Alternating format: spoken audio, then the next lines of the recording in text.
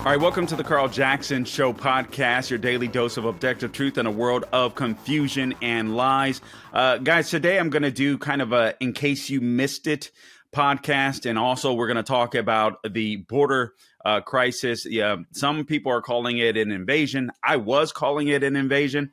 I don't think it can be defined as that anymore. This is a straight up open invitation from our president, straight up welcoming committee for illegal aliens all across the country, all across the world. I'm sorry. But anyway, I have Luke Macias on. He is a podcaster in the state of Texas. He's on the ground there. I happened to get into a Twitter Spaces just a few nights ago, and he was online, one of the hosts, along with a couple of other people that knew what was happening on the ground in Texas. So I wanted to get him on because he was very knowledgeable when it came to the Ken Paxton trial, also on the border. So Luke, am I saying your last name right? You Luke, are. Luke You're one of the rare all ones right that got it right at the start, which all right speaks to your character. All right. And he has my type of humor, so I love him already. All right, so Luke, welcome to the Carl Jackson Show podcast. By the way, guys, today's show is brought to you by mypillow.com. Go to the radio podcast square at the top of the page, enter my name, Carl, C-A-R-L, and there's all types of deals available for you. 50% off of Giza Dream Sheets, over 60% off of many other products. You get deep discounts on everything when you use the promo code Carl. If you prefer, give them a call, 800-858-0263, 800-858-0263. American jobs, American manufacturing, and a good night's rest, all at mypillow.com. And follow us on all things social media at The Carl Jackson Show. And subscribe to YouTube and Rumble. We certainly appreciate it. All right, Luke, let's get right into this. I'm glad the border issue is an issue again, because I feel like the left just bombards us, the media bombards us with all this nonsensical news, irrelevant news, and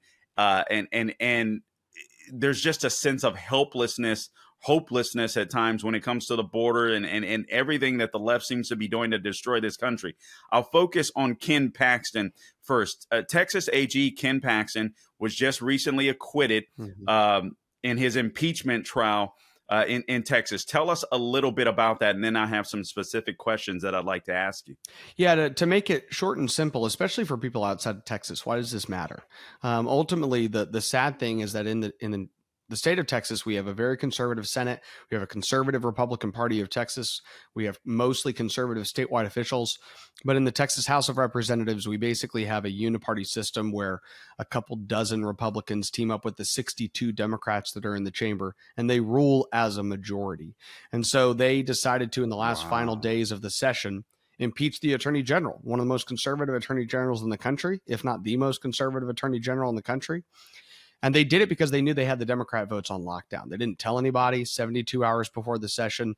They just said, here's a bunch of articles. We're impeaching the guy. And we've only impeached somebody twice in Texas history. Once in 1973, it was a district judge, which is some small guy that nobody knows about. And then in 1917, it was the governor who was he was convicted by one vote, and then his wife ran to replace him and won. And what even that 1917 kind of example gives us this window into the fact that voters don't like having their voice overturned. Voters don't like having their decision undermined by a bunch of politicians who say, actually, we're just going to decide who is and is not electable. And so he was acquitted because there was just no evidence. And what happened was, once these witnesses were put under cross-examination by other attorneys and asked tough questions, they just couldn't answer them. So he's been acquitted, and I think what we've seen in that is that conservatives rose up. They put a lot of pressure. The Senate shut it down, even though literally the top donors of some of these senators were demanding that they not dismiss the charges, that they move forward with convicting Ken Paxton.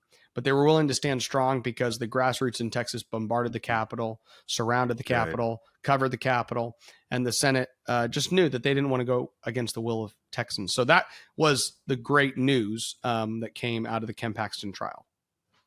Okay, so let me ask you some specifics in regards to the trial itself. I'm reading here, this is from a column from Daily Wire, and it says the impeachment managers alleged that Paxton accepted bribes from Paul, who is Paul? Nate Paul, one in the form of an agreement to hire Paxton's alleged mistress. Paul also allegedly renovated Paxton's home. In exchange, Paxton allegedly aided Paul when he was under investigation by the FBI. So you're telling us there was no evidence whatsoever based upon these charges that I'm reading here to even impeach the guy. This was the problem. They kept on saying they had a bribe, right? These whistleblowers, 6 of his staff, basically decided to disobey direct orders the Attorney General gave them 3 years ago. And then they decided, you know what, we're just going to go to the FBI. Wow. And we're going to say that Attorney General Ken Paxton is a felon, has committed multiple felonies. Luke, I didn't know any of this. Repeat what you just said and just delve into that a little more. I've never heard this before. And I know the audience probably hasn't either. So 3.5 years ago, Nate Paul is somebody who Ken Paxton knows, and he's under investigation with the FBI. The FBI are coming after him. And Ken Paxton this is one thing that came out through the trial. Ken Paxton doesn't trust the feds, and the people that he surrounded himself with 100% trust the feds. I mean, literally his head of investigation and law enforcement said it would be a crime to investigate the feds. And then he got pushed. They said, wait a second, wow. You're saying it would be a crime to open investigation? He said, yes, it would be impeding a federal investigation. They said, wait a second. He said it would be obstruction of justice. He said, if you have a problem with the feds, you can go to the Department of Justice and tell them. So, I mean, they basically told their boss, the duly elected Attorney General, if you have a problem with the feds, you go to the feds and you let the feds decide. And he said no. So then he went and hired outside counsel to look at these guys.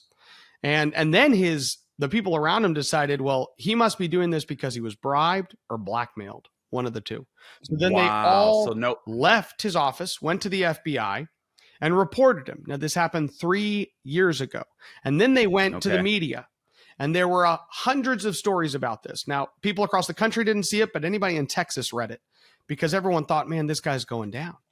He must have committed some felonies. The problem is, they say you can indict a ham sandwich, right? Well, for 3 years, right, the FBI hadn't indicted Ken Paxton. So either he's more innocent than a ham sandwich, or this guy's just, they just don't have any evidence. Because the truth is, they then resurrect these accusations in the Texas House. And they say, hey, he did all these things. Now, never mind the fact that his employees said he did these things 3 years ago and nothing has happened. The Travis County District Attorney, who's a very flaming socialist Democrat, you don't think she would have taken these things to court if she could have? So ultimately where we're at is the House says, well, if the justice system isn't going to take care of it, we'll just impeach him for it. So we'll say he did the things that these whistleblowers say when they left, these so-called whistleblowers. And then we'll throw that into the public sphere. A lot of these people have ultimately decided that the process is the punishment, that even if you survive, at least we got to drag your name through the mud. And Ken has admitted to his staff and other people that he had an affair, and he confessed that to them and said it wasn't good, and has said even since then, look, there are things in my life that I need to get right, but these accusations made against me were 100% false, and that's why there's no evidence. There's no evidence because they never happened. And so this is what happened 3 years ago, and then the kind of uniparty system in the Texas House says, hey, why don't we just say he did all of them and impeach him for it? And that's what they did. So when it gets to the Senate, Ken Paxton's team, which these are all the clips that kind of went viral and got America watching, is that Ken Paxton's team put these people under cross-examination.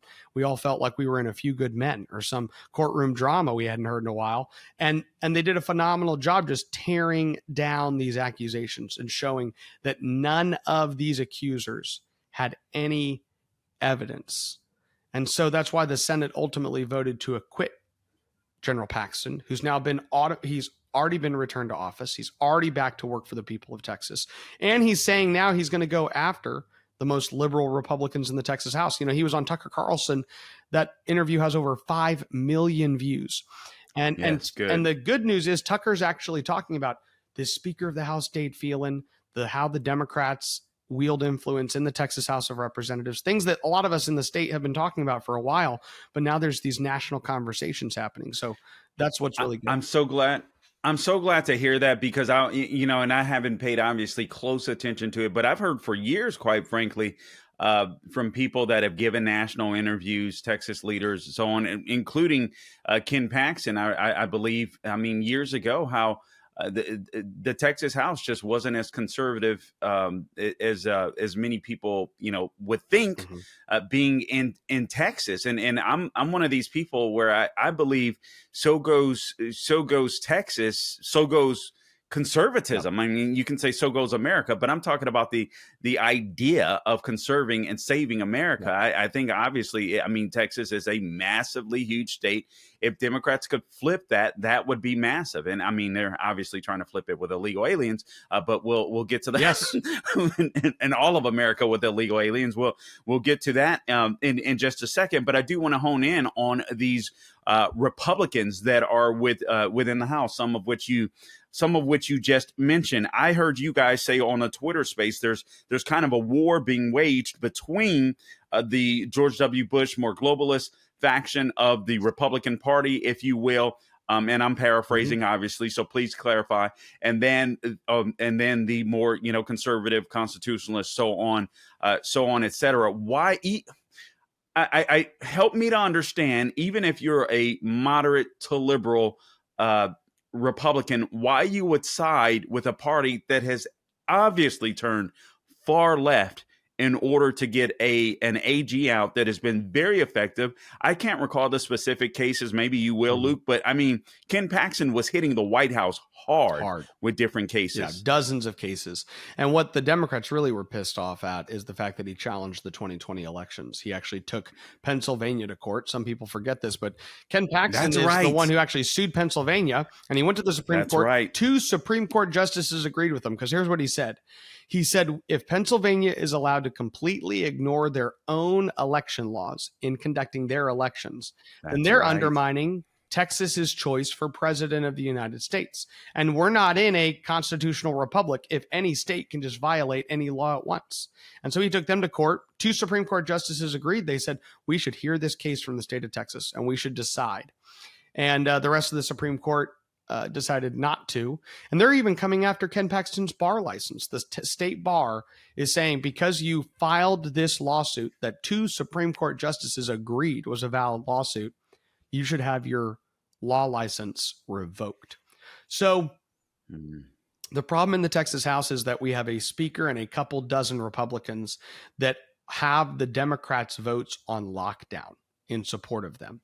And so what happens is any other Republican in there, Carl, if you and I take most of these Republicans out for a beer, we chat around a table, they sound like you and me. I can't believe that anybody thinks there are more than 2 genders. I can't believe our border's open. I can't believe we're overtaxing our population. But ultimately, they get into that chamber and they say, hey, the votes are already on lockdown. They already have a majority. And if I want to be on the right committees and I want to pass a couple bills and I want to be invited to the cocktail parties and I want to be at the signing ceremonies, then I got to play along. And in order that means that I just have to vote right sometimes, but generally support this leadership establishment that is here. And so many well-intentioned people come in wanting to be very conservative, but ultimately decide to cave to the pressure that the House leadership puts on them. So conservatives for a long time have been fighting them. Now, we fought in other arenas and won. The Republican Party of Texas is more conservative than it's ever been. We probably have one of the most conservative chairmen in the nation. We have an incredibly conservative state Senate, as proven out by the acquittal. And that didn't happen overnight. Sure. That happened over the last 10 years. 10 years ago, our Senate was more liberal than our House. And today it's an arch conservative group of individuals who are passing tons of policies. But dozens of the conservative bills that they pass die in the Texas House. And that's why this fight needs to be waged there. Ken Paxton's nationally profiled impeachment kind of brought to light what was happening. And so that's the good news. I love it. I love that. I love that. I hope you guys are able to kick all of their butts out. I mean, this is extremely important. And honestly, this is kind of what we've undergone in Florida. Originally with Rick Scott, he was a little more conservative than it seemed to me, both our House and our state Senate. And he kind of forced their hand on issues, but sometimes capitulated. And then, I heard media saying that, man, DeSantis, some of the legislature is more conservative. So I'm like, no, please, you don't understand. DeSantis had to literally bring the state legislature along in Florida kicking and screaming. 100%. The guy was, everybody thought he was going to be, honestly, even I did. I way underestimated the guy. I thought he was going to be, I didn't know who he was. I mean, I really didn't know who he was. And you can tell today, the guy absolutely sucks in campaigning, but he's a juggernaut when it comes to legislation. I mean, the guy just came out right away. We're going to fire these election supervisors. We're not going to have cheating. And we were like, who is this guy? I mean, he was just like a freaking whirlwind. And then he put the Republicans on blast. And all of a sudden, the Republicans were like, oh, my God, people are actually paying attention to. And so he was forcing the issue. So I feel like that's what has to happen in the state of Texas. And it sounds like that is what's beginning to happen. Let me ask you this. Is there truth to this establishment faction, this globalist move? Is it true that the Bushes still have their hands somehow connected to some of these moderate people that side with the Democrats in the state house? Is that myth? Is that what's going on? Well, I'll give you a couple examples of why I think it's not a myth. Hugh Shine, he's one of the most liberal Republicans in the Texas House, is one of those that always sides with Democrats. And literally, he's got a fundraiser next week being headlined by Karl Rove. Okay. And Carl's wife is in Austin. She does public affairs and lobbyist work in the Capitol.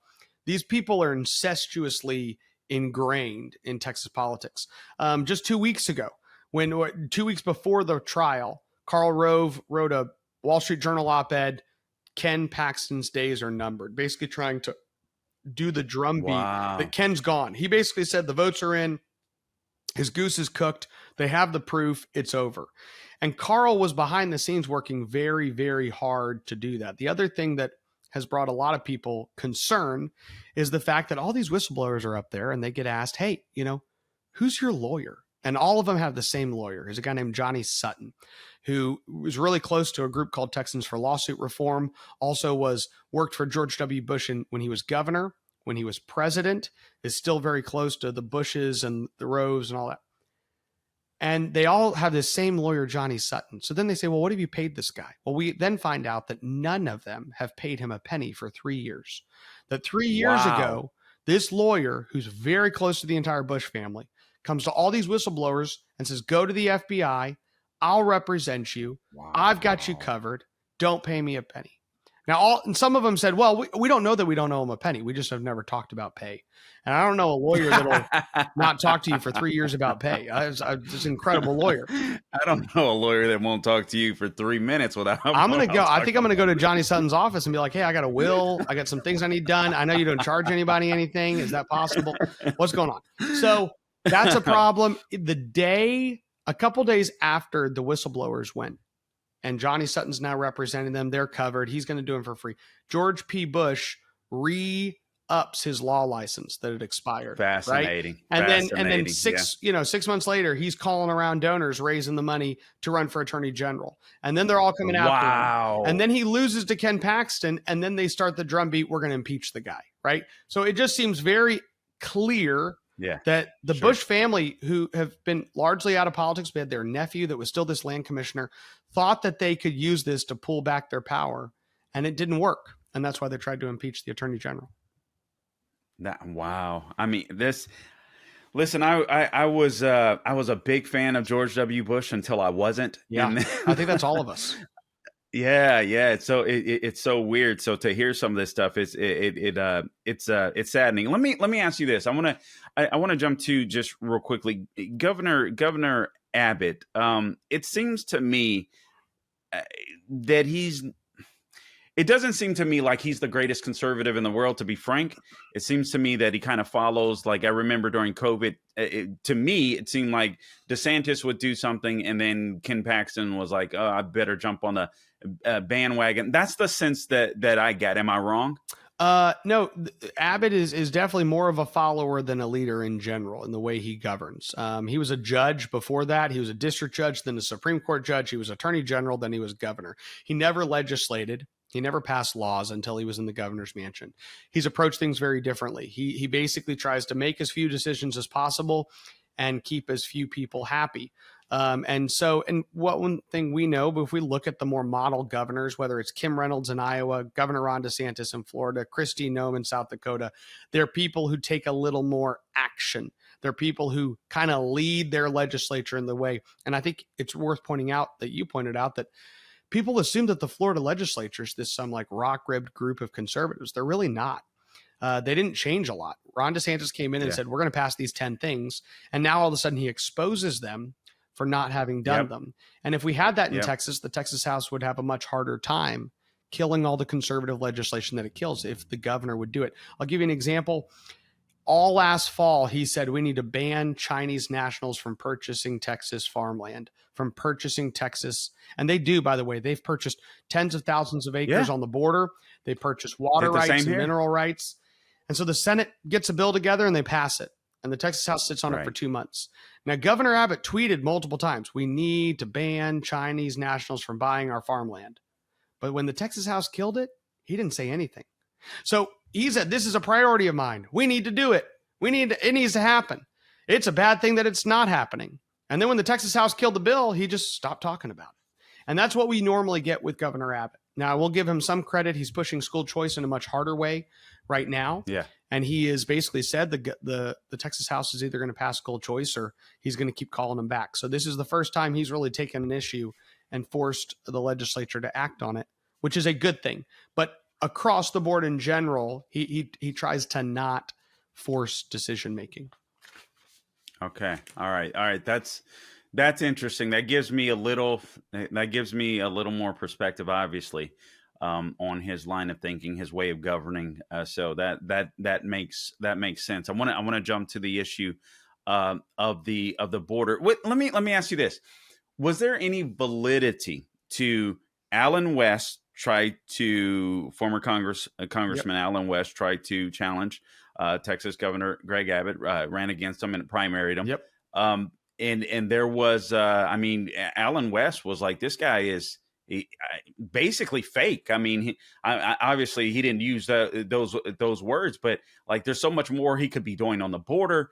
Is there an element of truth to that? At least when it comes to border issues, it seems like he's getting stronger. But was that always the case? Yeah. So Don Huffines is a good friend of mine who also ran in that same race. So Don Huffines and Alan West both run on very similar platforms from the right of Governor Abbott. I'll give them both credit because I do think that they pushed Abbott significantly to the right. In the course of that campaign, he'd never been challenged politically, and he came out and made a lot more conservative promises as a result of things. The House had killed a ban on sex change surgeries on children and other things like that the governor had stayed silent on, and he came out and made it very clear that he wanted to address these issues. So those campaigns, and I was very supportive of the opposition to Governor Abbott at the time, I do think moved the governor to the right on many issues. The border is an issue that he is still doing what he was criticized for doing, which is not repelling the invasion. Ultimately, Texas loves to talk about the fact that it spent $12 billion on the border. We have spent $12 billion in the last 4 years since Biden took over on securing the Texas border. But the problem is that every penny, $12 billion worth of personnel and infrastructure and time and talent and treasure spent has not prevented one person from coming into this country illegally. All we do is we just help facilitate the invasion. So we think it'll be done in a more orderly fashion. The more money we spend and the more people we send. We had a border protection unit that was filed in the Texas House of Representatives, House Bill 20. This was going to, for the first time, say that our forces on the border, when they see someone start in Mexico and end in Texas, are going to be taken back and returned to Mexico. It was going to be the first time we did it. It was going to take it to the Supreme Court and actually challenge whether Texas can secure its own border. And that bill died in the Texas House of Representatives with the Democrats and Speaker Phelan. And so, this is what we're up against. Now, I will say this too. Russ Vogt with Center for Renewing America. I don't know if you know those guys. They're doing phenomenal work. They've made a lot of pushes on this issue, as have Alan West and has Don Huffines with the Huffines Liberty Foundation. And Texans for Strong Borders is a group I'm close with who does a lot of this. But they've all argued that Governor Abbott could tomorrow declare an invasion under the Constitution and say we're being invaded and therefore we are going to take over and we're going to return these people to Mexico until order is restored. And he just won't do it. He's very concerned about it. So he sends more people and he signs more orders and he gets more involved and he has more resources. But ultimately, until the governor decides we're going to stop someone from coming into this country illegally, then we're going to be hamstrung. I will say this: the Biden administration finally took Texas to court when we put those big floating buoys that you probably saw, right? And what I like to tell people is, one, I appreciate that the governor put the buoys there. I think he deserves credit for that. We need to recognize that. Sure. There's a reason that Biden hadn't sued Texas since taking over on any of our other border policy. It's because none of it ever did anything. The first thing we ever did that stopped anybody from coming in took us to court, right? Which tells you that the previous $11.5 billion that was spent didn't do anything that bothered Biden enough for him to send even a lawyer down to take us to court. So the second we started doing an ounce of prevention, they stepped in. Texas needs to take this really seriously, and they need to actually stop the invasion.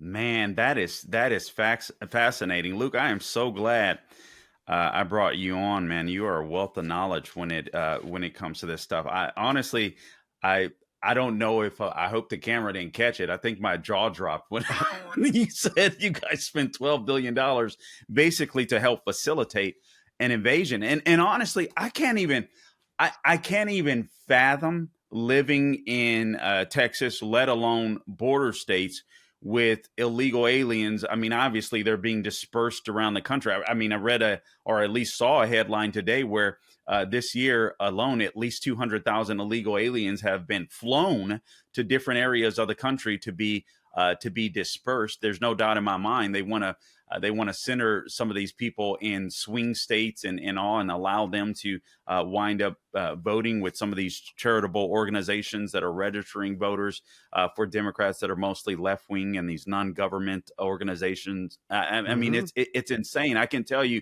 I live in Orlando, Florida. Around the corner from me, I leave my neighborhood. There's a main highway and some lights there. Typically, you would see some homeless people asking for money or what have you, and you still do. But there was literally it switched. All of a sudden, it was the weirdest thing. The homeless people weren't there, and there were illegal aliens on every corner. I kid you not, asking for money, selling flowers, or doing something of the sort.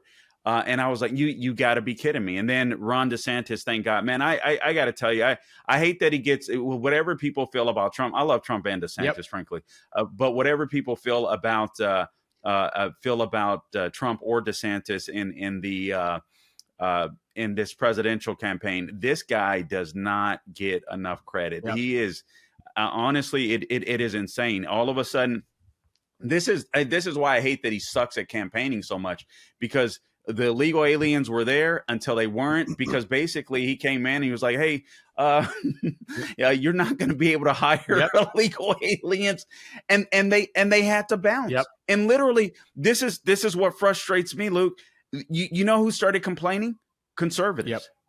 I mean, I was literally hearing, well, I mean, we're going to lose a lot of people that do certain types of, I mean, what are you talking about? I mean, this is insane. I actually own a service business, and I can tell you there's a lot of people that make a lot of money doing the type of work that I do. And I know for a fact, they were hiring illegal aliens. And I'm like, you know what they'll have to do? They'll have to hire Americans. Mm-hmm. Oh, well, these college kids that want Biden to forgive their loans and it doesn't happen for them, they'll have to go out and get a job, and they'll get to learn some hard labor, before they get some cush job somewhere. So good. And by the way, we don't have E-Verify in Texas. I mean, we are literally the state in the middle of getting invaded, and the state of Florida says, hey, we'll pass an E-Verify bill. Why did I not know that? And the state of Texas doesn't even have E-Verify. We offer in-state tuition to illegals. So if you're an illegal immigrant who invaded Texas last year, as long as you graduate a Texas high school, we'll write a check to the Texas A&M or UT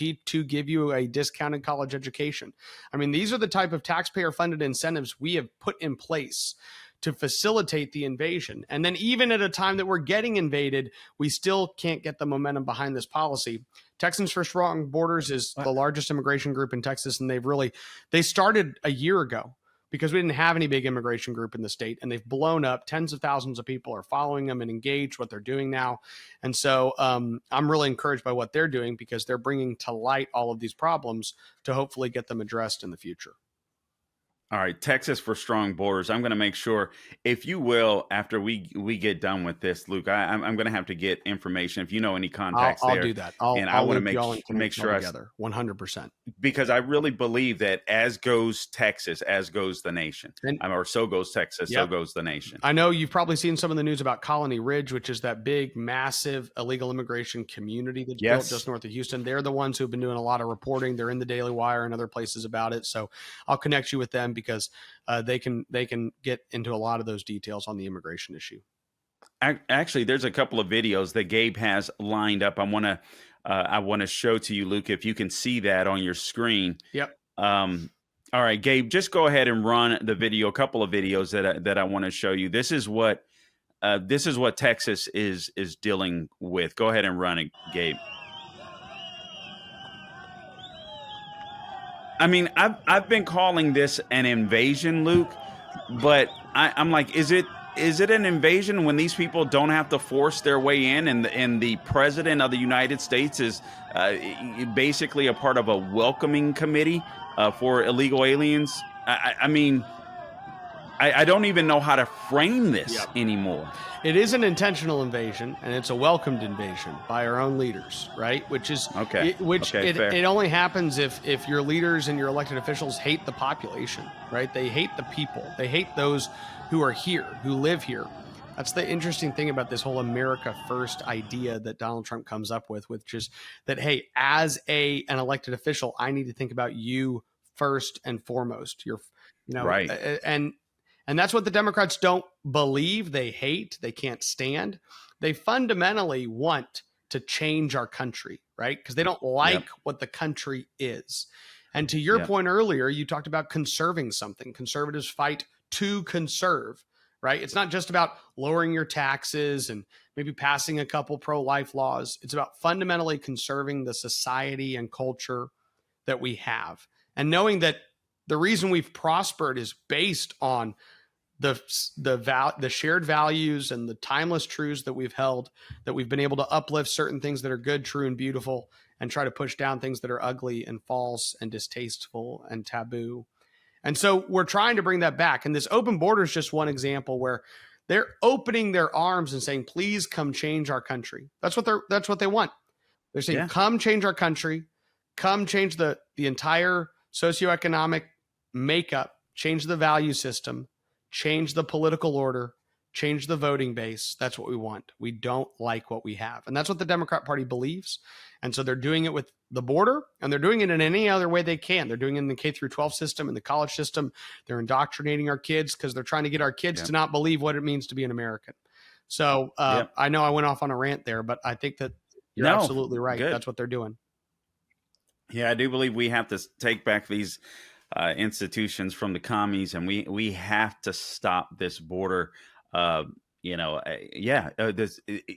This welcoming committee, committee for an invasion happening at our border. I mean, this is I literally think I know you and I talk about this type of stuff. We deal with this type of stuff, but I can tell you that people are checking out, Luke. It's one of the things that concerns me. I know a lot of people, I really don't give a flip about the primary polls and all that kind of stuff.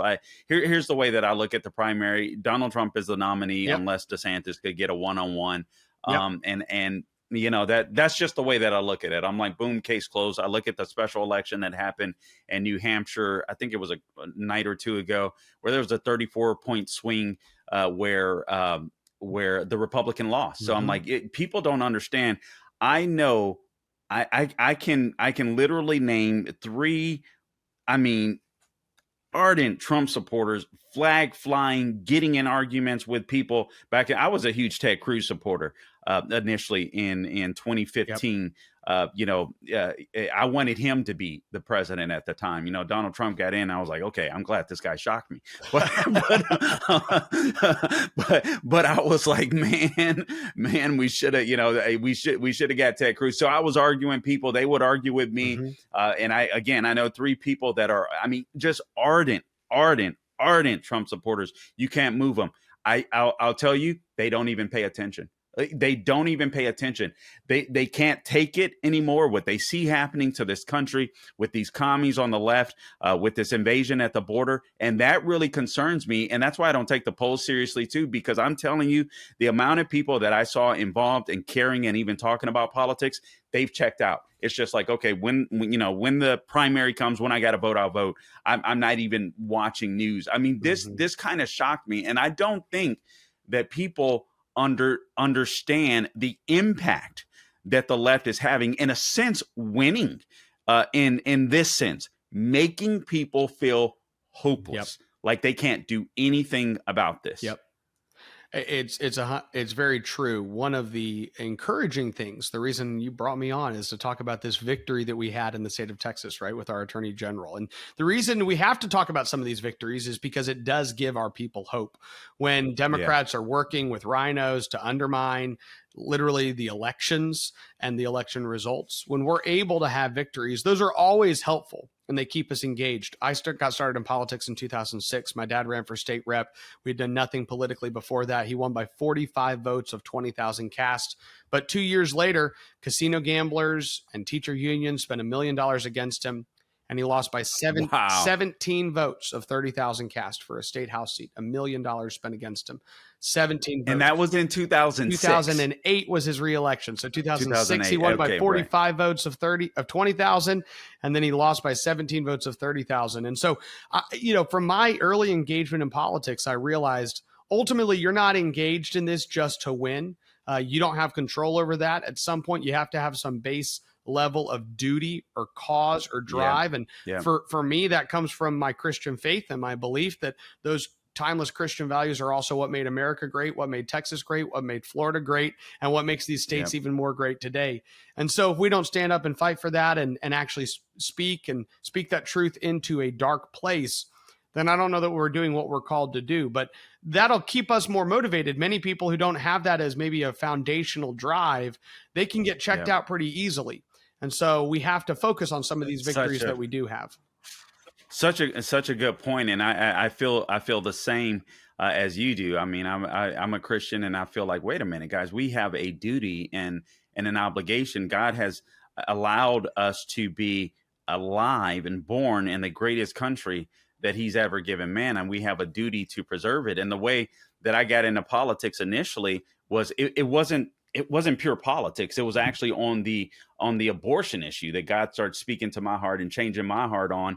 And so I was more of just a social conservative, but didn't understand politics. And then I started reading, and I was like, oh my God, there's so much history that I didn't know, and so on, et cetera. But you're right. Initially, I used to do a blog called holyslant.com way back in the day. And it was just political analysis with the biblical worldview. But I sincerely believe that America, at one point in time, we were sending out more missionaries across the globe than any other nation. And I'm like, man, the fact that we have the type of freedoms that we do here, people take them for granted all the time.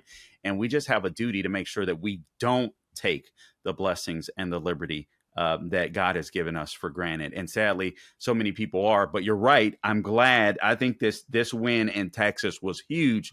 And I am so glad that it is backfiring on all of the fake freaking Republicans in your state house. And I pray to God that every single one of them gets primaried, and I hope they lose. Well, thank you, Carl. Absolutely. Luke, listen, man, it's been a pleasure having you on. We're going to have to stay in contact because, again, so goes Texas, so goes the nation. I sincerely believe that. I absolutely love living in the state of Florida. I love my governor, Ron DeSantis, even if some of you haters out there hate him. I don't give a flip. I love the fact that he is the governor. But listen, we can't deny it. So goes Texas. So goes the nation. And we've got to help our brothers and sisters in Texas in whatever way possible, helping them to shine a light on their story so the rest of the nation gets it. Luke, you have been a wealth of knowledge, man. And again, I heard you on the Twitter space along with Sarah Gonzalez, and I forget whom else was Cambry Nelson, was on it. Carrie Cheshire, a couple other people that have been all in and around the Ken Paxton acquittal. I was so impressed by the Twitter Spaces. I was like, man, it's, you go on some, I'm not gonna lie, but this was just, I was like, I am learning so much. It was insane. I was like, I got to bring you on. So anyway, I thank you so much for joining us, man. If you'll stay up with us, Luke, so we can make sure we don't lose you. And let me ask you this: where do people go to find you if they want to know more about you? If they want to learn more about what's happening in Texas, where can people go? I'll tell them that the first thing I'll say before I tell them that is just that I'm a MyPillow owner. So if you haven't bought Carl's MyPillow, MyPillow turned into my wife's pillow is what I tell people. So now I got to buy another MyPillow because my pillow was stolen and now it's somebody else's pillow. So I'm back to this old pillow and now I got to buy another MyPillow. So there you go. Yes. I don't remember your promo code, but go to MyPillow. Carl, CARL. So you, man. Go get MyPillow. But that being said, if you want to follow me, I've got LukeMacias.com, LukeMacias, and I've got the Luke Macias Show on YouTube, on Apple Podcasts, and everything. And we basically do 30 minutes once a week, sometimes twice a week, on Texas politics and news. So it's what's going on in the state, what's going on in the state house, the state senate, local governments, policy, politics, campaigns, all of it. And so we try to give you the synthesized, most important 30 minutes that you could get every week. And I have an email newsletter that goes out with that and other things like that. So just LukeMacias.com, Luke Macias TX on Twitter. That's where I talk about politics the most on all my social media profiles. You can follow me on Instagram if you just want to see pictures of my kids, but you're not going to get any political commentary. All right, and people may want to do that. So anyway, man, we appreciate you joining us. And again, so goes Texas, so goes the nation. The weaponization, the corruption of our DOJ and FBI. I mean, it is absolutely sickening. We're fighting all types of fronts here, guys. We're sending so much money to Ukraine. That money, the effort should be focused on our borders at this point, in my opinion. Anyway, LukeMacias.com. Luke, thank you so much for joining us today. You've been a wealth of knowledge that I intend to tap into going forward, quite frankly, when it comes to the state of Texas. Thank you, Carl. It's vital. It's important. Really appreciate it. All right, man. Absolutely. Guys, remember to subscribe to the podcast wherever you go to get your podcast, Apple, Google, Spotify. We're on YouTube and Rumble. Please join us on Rumble. There's a super thanks there for those of you that have contributed. We certainly appreciate that. But also make sure, listen, this is the business. I kind of hate doing this stuff, but this is the business. We need people to follow us. We need people to subscribe. We're in this fight for you. But I tell you to make sure you subscribe to the free speech platforms as well, like Rumble. I mean, just look at what they're doing with Russell Brand right now. I think this could happen to any one of us at any time. So it's important that you follow us, but also follow us on some of these free speech platforms that are sticking up for conservative and constitutional values. Make sure you do the same with Luke Macias and LukeMacias.com. Also, MyPillow, you heard them. The promo code Carl, deep discounts available there. All things social media, Instagram, Twitter, Facebook, True Social Getter at The Carl Jackson Show is where you can find me. And until next time, guys, don't grow weary doing good. God bless you. Amen.